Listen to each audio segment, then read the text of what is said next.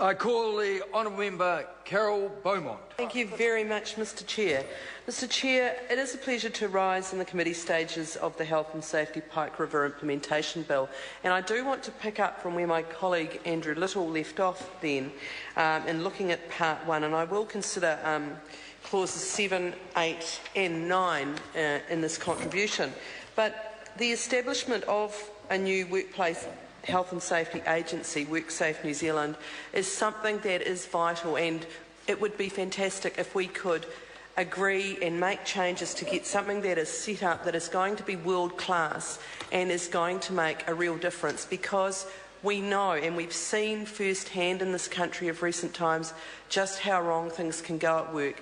The fact is that we want, and I'm sure that's across this House, to see that we are as safe as we can be in our workplaces, that people go to work and they do their job to the best of their ability and they come home safely.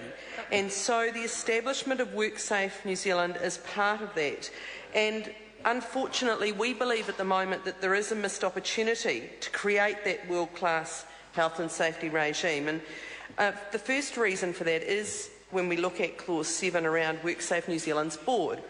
Now, that provides, first of all, for the Minister to appoint at least 5 but not more than 9 persons as members of the board. And when the Minister does that, and there is a question about how genuine that process will be, and we can only assume that we will have ministers taking that role very seriously about getting the best people to do the work. But when appointing a member to the board, the Minister is required under this legislation to ensure that it has among its members persons who have collectively knowledge and experience of and capability in the following, and then it lists a number of things. Now, this notion in D of work perspectives of workers and in DA perspectives of employers, we don't think goes far enough to actually seeking and setting up what we really need, which is a tripartite board where there is genuinely equal representation, where there are leaders from the business community, from relevant government agencies and from unions, representatives of employees. And those people all need to have the ability to argue and create and determine on that board as equally valid representatives, if you like, the outcomes that we need.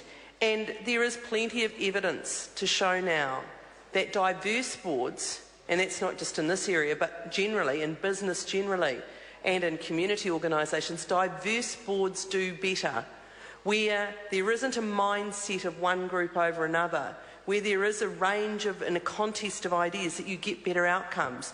And that's the real strength of having a genuinely tripartite board, that they can take account of different views, different expertise, they can challenge each other's ideas, and they can make better decisions because of it. So I too, as Andrew Little has done, would urge the Minister to rethink this provision and to make sure that we don't have these strange words about perspectives of, we actually have genuine representatives of employers, workers and government agencies and relative public service, public sector experts. So that is really important that we get that right, because that's the leadership.